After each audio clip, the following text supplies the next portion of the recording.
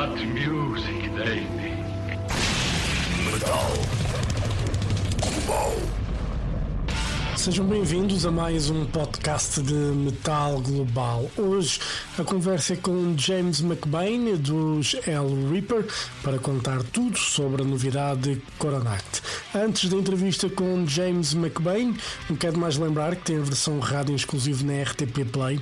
É passar por lá e procurar por Metal Global. Agora vamos falar então da novidade Hellripper.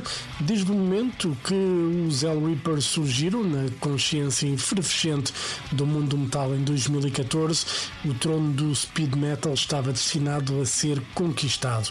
Este novo trabalho contém 8 novas canções ao longo de 44 minutos e o muito antecipado quarto álbum Coronach atinge novos níveis de intensidade metálica e incisiva para a ameaça escocesa de blackened speed metal. Mais audazes, corajosos e aventureiros do que nunca, os Hellripper foram feitos para a velocidade e ardem em glória infernal. Os Hellripper regressam a Portugal no dia 9 de janeiro de 2027 para uma atuação no Mangualde HardMetalFest. A conversa sobre a novidade Hellripper é com James McBain. Yo. Hello James, how are you? I'm all good. How are you? Everything is good. We have Perfect. Having longer days, sunny shining, finally. It's all Well, good. That's on your side. I can't say the same over here. Still grey in Scotland, I guess. Very grey, very rainy, very stormy at the moment where I am.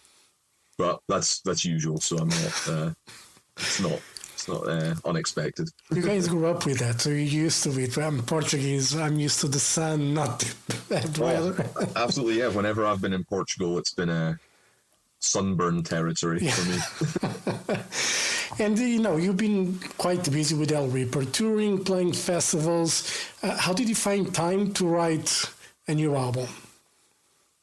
Yeah, I mean, it's just every kind of any moment that we're not touring is when I'm working on music, really. I'm lucky that I enjoy writing music and recording. It's my main hobby. It's also my full-time job, which allows me the more time to do it. And yeah, so when I get back from a show or back from a tour, if I have 3 or 4 days in between going away again to relax, I will write music. So naturally over the course of however long, two or 3 years or whatever, eventually an album kind of takes shape. But yeah, we have been busy for the past couple of years touring, and it's been fun. Yeah. And so how long did it take, counting the days that you actually focus on songwriting, how long did it take to finish these records? So I write so I think I probably started kind of writing just after the release of the last album. So the start of 2023, but I write little pieces and, I will like write a riff and then I'll leave it and then I'll start something new and then I'll start something new and then I'll go back to this one and add drums or something. And, so I do it very like piece by piece. It's just the way I work.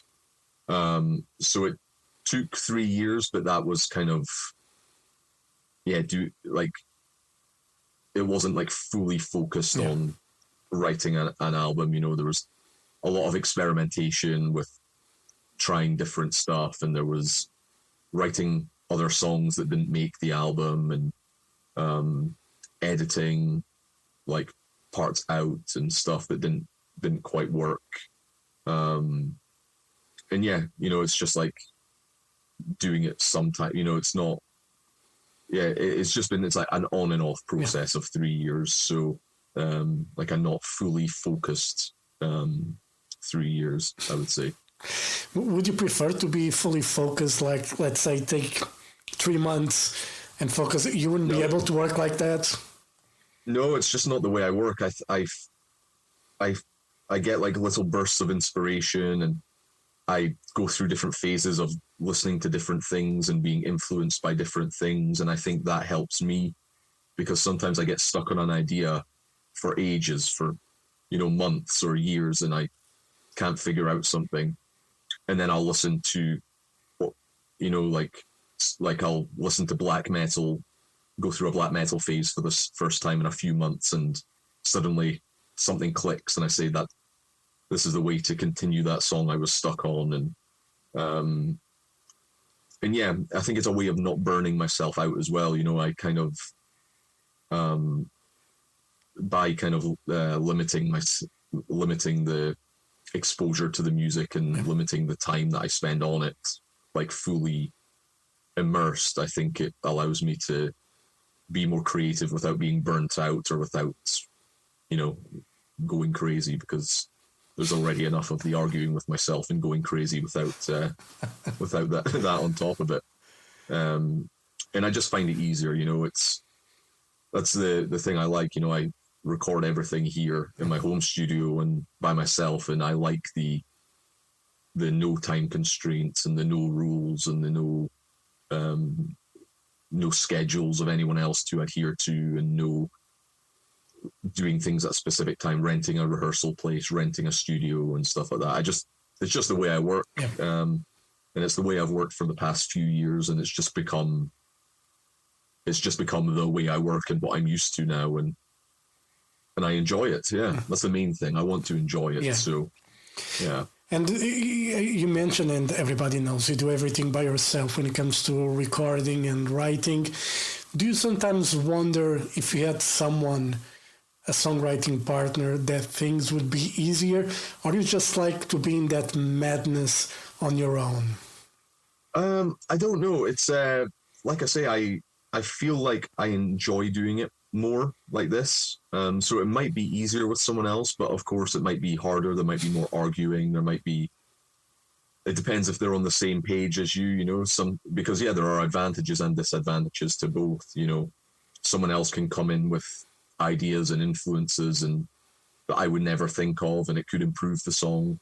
But they could also come in with ideas that I don't agree with, and then you're kind of fighting with what needs to go in a song, and I don't get my ideas across and stuff like that. But if it all comes together, it's really helpful. But it depends, if it does come together and everything's all harmonious and stuff. But I just like the way I feel like I work better on my own. I've been a part of bands and wrote with other people before in the past and previous projects, and I just like doing it this way better. Again, it's just become kind of part of me, and it's just any kind of moment I'm not doing anything, any free moment I have really, I'll just have a guitar in my hand and I'll be kind of messing around recording ideas, so you never know. Yeah. Maybe one day, maybe. But, if it works, there's no point in changing. And I guess the longer the time passes, probably the harder it will be to have someone else beside you, because you have your methods. Again, you have the madness that goes on in working alone, that if someone comes up and kind of disturbs where the moment, it can be really a problem. I don't know, I'm used to living on my own and stuff like that. Every time I have visits, things start clicking, I start to get anxious and shit. I'm like, I don't know what's happening. I would like to be a normal person just to get along with everyone, but I cannot. I agree. I know where you're coming from. It's once you're set in your ways, it's difficult to get out of it. But I've never been opposed to working with other people. I've always said, if I stop enjoying this way of working, if the results are not satisfactory for me, if I'm not having fun, then I'll change something. I'll get someone else involved. I'll get people to help me and stuff like that. But so far, it's been working and it's been enjoyable. And I do have people that I kind of get opinions from and stuff. You know, I send ideas and songs to the guys in the live band and people at the label and friends of mine and my partner, and they're always listening to my ideas and stuff, and I get feedback. So it's not as if I'm totally alone in the process, because sometimes you do need like a different perspective from someone that's not as involved, you know, and they can hear it from a totally different point of view, which is helpful. You know, when I'm immersed in something and I've heard the same 5-second part that I've been working on repeat for like a month straight, you know, sometimes you don't know what's going on anymore, and you don't know what's good, you don't know what's bad, you don't know what's going on. So it's good to get opinions from other people. And on this record, Coronach, what is the lyrically, what stories are you telling on these records?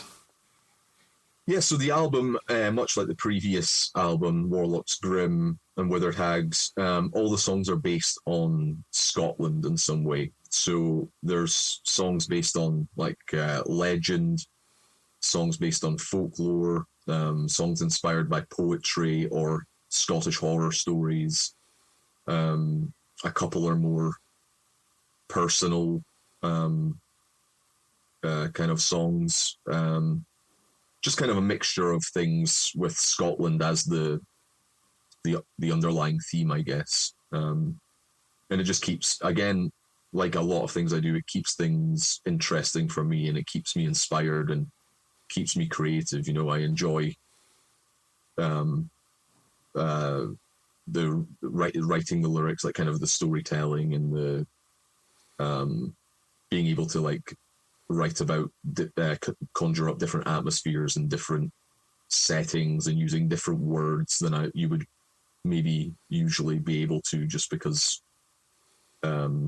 of the Scottish kind of theme. So and you know, when you come to those stories with folklore, it's something that you heard like from your grandparents or something, or it's something that you read in books. Or normally you get, you know, those stories that you know, this is like an interesting story, I want to write something about it. How that comes about?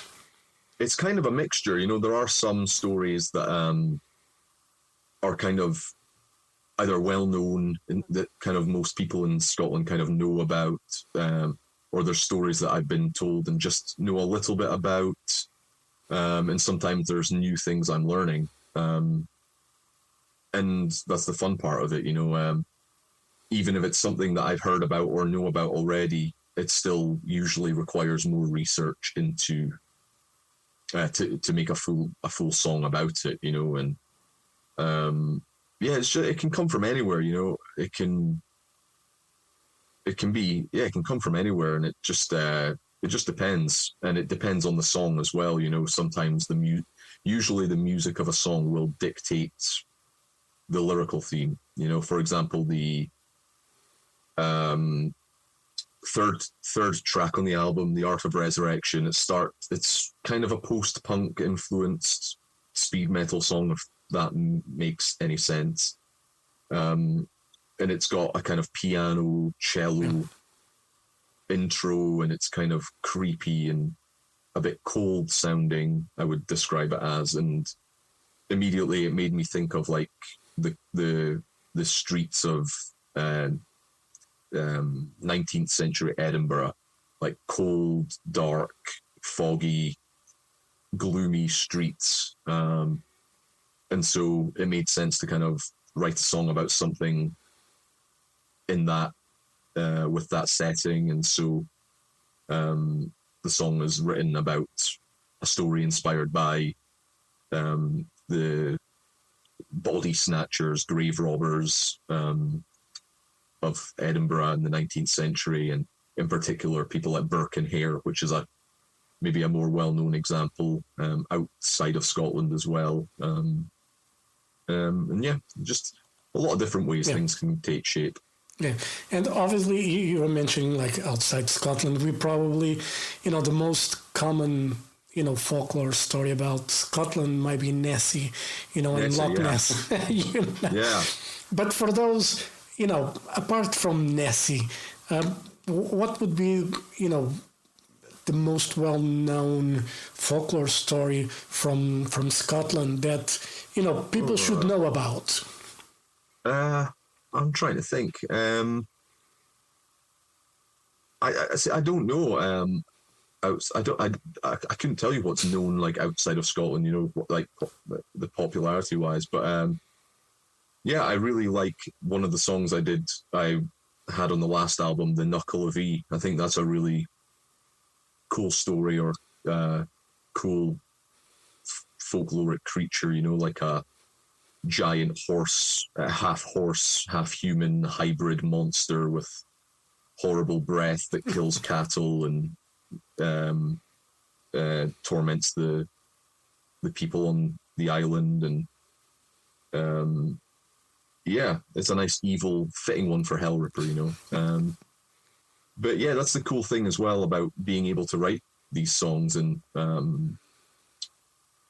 about Scotland and Scottish folklore, Scottish stories, whatever, is that people, I have a lot of listeners outside of Scotland and outside of the UK, and it's a lot of them might be hearing these things for the first time. So it's really cool to be able to I use the word educate loosely, make people aware of of these different things. Yeah, and I remember I went to Scotland a couple of times, always to Edinburgh. And Edinburgh is great. Yeah, and one of the trips we did, we stayed in Edinburgh for a night or two, and then we rented a car and went to Inverness and did the Loch Ness travel. Yeah. And the best memory, I love that drive in this case by the lake. And then we went like in the end to a service station, and there were two old Scottish ladies talking, and they were talking to us, and I couldn't understand a word. That's them. Yeah, it will depend where you are based on the accent. But yeah, I think some are, some of the accents, depending on the area, are a little stronger and a little less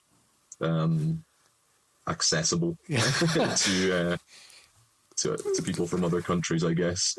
Yeah, it was fun because I was with people from Ireland, and in Ireland they actually have their accents as well, but one in Scotland, like at the end of Loch Ness, in that service station, it was something different. We could try to make up. I just smiled and nodded because I was being polite, because I really couldn't understand one word. Yeah. It was great. But I didn't see Nessie. I was hoping, looking at the lake, see the mountains on the back. I was like, is Nessie around? Nope, no Nessie. Disappointing. You'll need to come back. I would love to come back. I love Edinburgh. For me, it was one of the nicest cities I visited. Really, that walk over, when you go up the hill, like that narrow street that curves, that reminds you of Harry Potter or whatever. It's amazing views. The castle, obviously, like when you get in the footpath and then you see the castle there on top. It's, amazing sightings. Loved Edinburgh. It's... I'm always tempted to go to other parts of Scotland, like Glasgow, but then I say, why go to Glasgow if I have Edinburgh?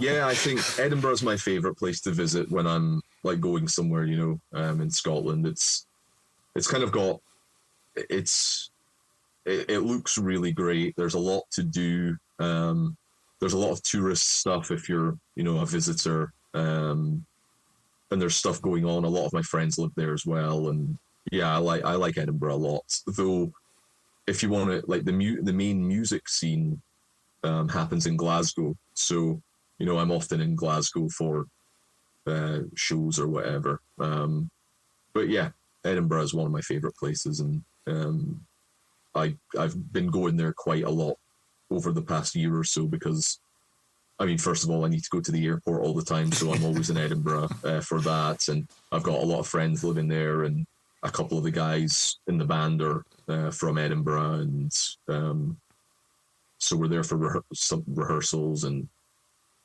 jamming and stuff like that. So cool. Yeah, a really cool place. Yeah, and with the album coming out soon enough, you already have some shows booked for April and March. After that, what are the plans? Summer festivals. I know you're coming back in Portugal next year. We'll talk about that in a minute. Yeah. But for the remaining of the year, what are the plans? Tour. Yes, tour, and then tour. Repeat. Yeah, no, we're gonna be, like you say, March and April is the European tour. We kind of kick off the album cycle with that European UK tour.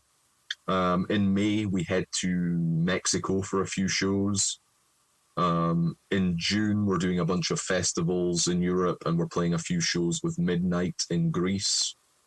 In July, we're doing again festivals, and then we're doing some things with Testament, which is really crazy, in Spain and France.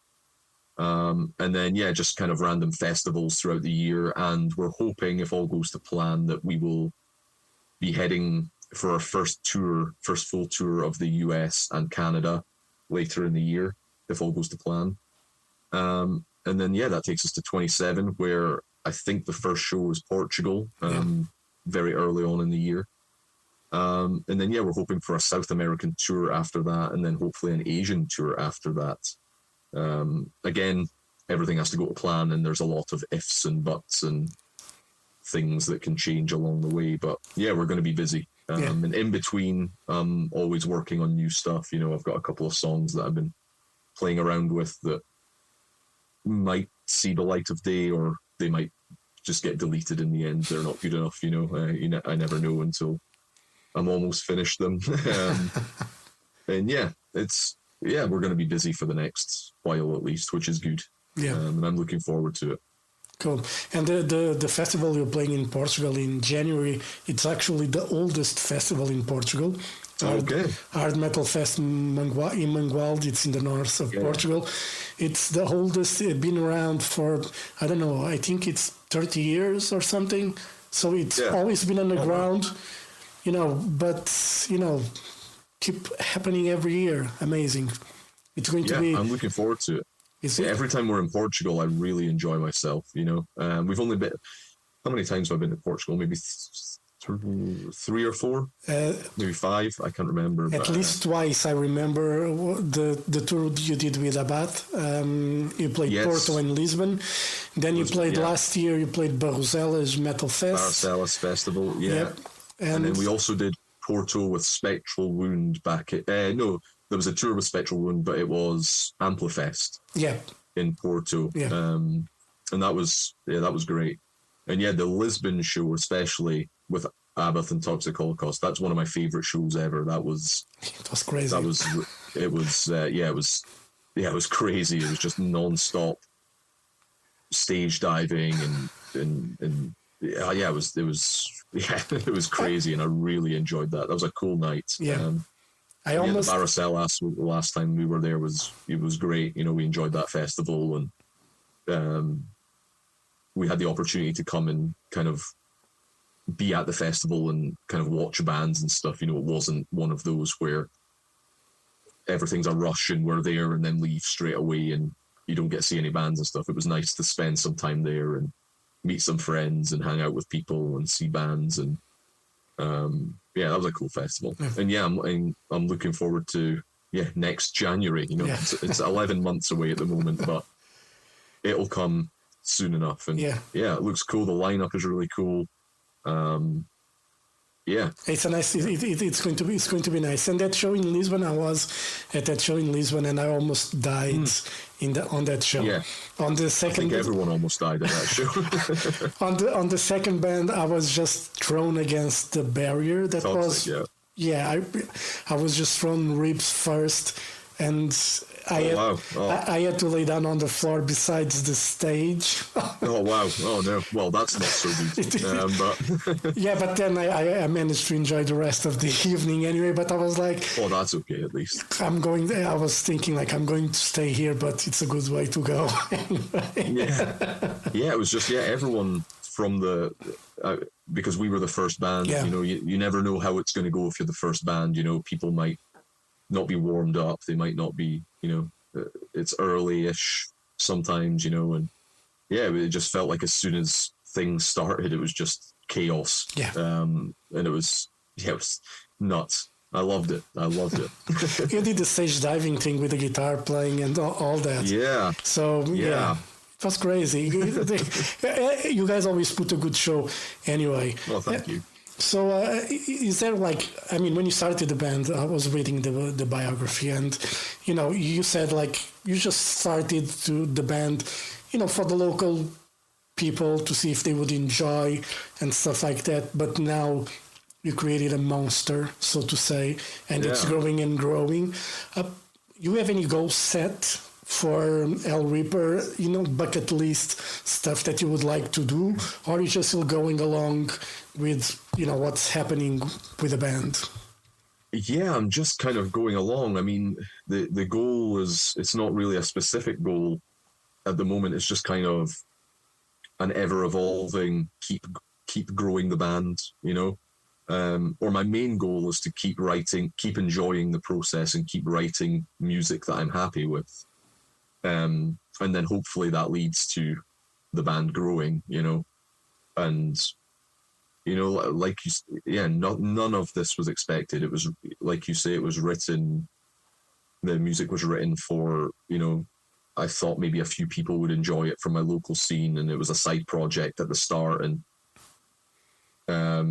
you know, no plans to ever play live, no plans for an album, you know, there was no plans really. There was no expectation. There was no intentions. And yeah, it's just kind of grown over the years. And, you know, I've met some of my favorite bands. We've played shows and toured with a lot of my favorite bands, and I've met a lot of my musical heroes, musical influences. You know, it's stuff that I would never think possible when I was starting out. And we've played festivals that I've attended and festivals that I've wanted to play, you know, and we get to go all over the world, you know, travel to the US and Mexico and throughout Europe and everything, you know, and meet loads of cool people and meet friends worldwide. And and I'm just grateful for it.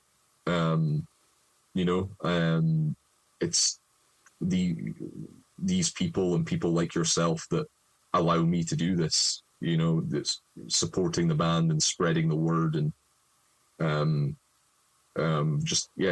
I'm grateful for that I'm allowed to do this as a job, and I'm allowed to get to all these places. And you know, I'm aware at any moment it could stop, you know, anything can happen to make it stop. You know, the next album could be a failure, no one likes it, the fan base leave, something could happen with the live music industry and people stop coming to shows, another pandemic type thing can happen and live shows stop, and whatever, you know, anything can happen and things stop. So I want to keep enjoying the whole thing, and while I can, and hopefully, like I say, hopefully it just leads to us getting to do more of it.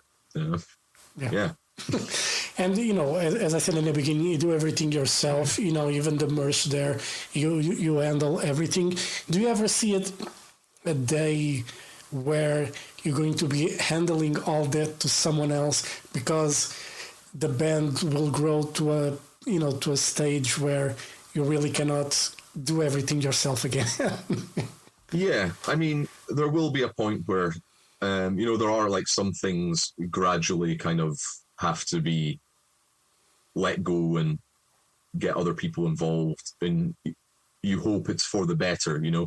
I only want to let other people involved if they can improve whatever aspect they're taking over, you know. But, you know, I grew up in the punk scene, in the local punk scene where I'm from, and I've got the kind of punk kind of mentality of the DIY, and I enjoy doing it all myself. So as long as I can do it myself, I will. And yeah, it's it's not a problem or a chore for me. It's something I enjoy. You know, I enjoy taking care of the merch. I enjoy doing the social media. I enjoy whatever else, you know, doing the admin and stuff. I enjoy all that. But yes, if it keeps growing the way it is, then, you know, some aspects will need to be taken over by other people. But, you know, you want to make sure it's the right people. Yeah. You know, it's like the people that I have working with me already on various jobs, you know, it's all people that I trust and people that are good at what they do and people that improve everything and make and help the band in some way, you know. So yeah, it's yeah. Cool. James, thank you very much for your time. All the best for Hellripper.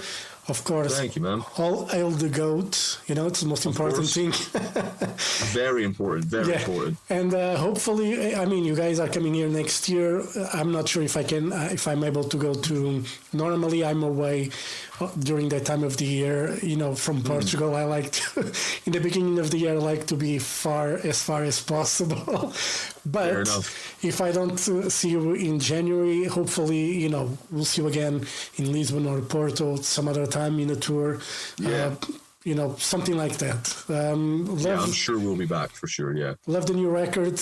I mean, if you keep going like this, you won't have a problem with inspiration and stuff like that. It's all sounding great thank still. You so much, man. So really appreciate that, man. Hope to see you soon. All right, James, thank you very much. Have a great day. Thank you. Bye-bye. Appreciate it. Bye.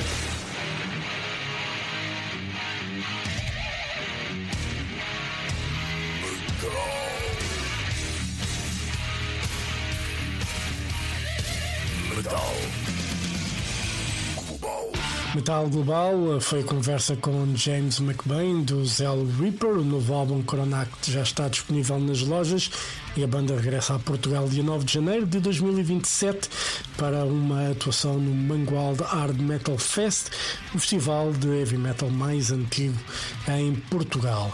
E assim chega ao final deste programa. Dúvidas ou sugestões podem enviar e-mail jorge.botas@rtp.pt. Visitem o site metalglobal.pt e sigam no Twitter e Instagram @mountainking.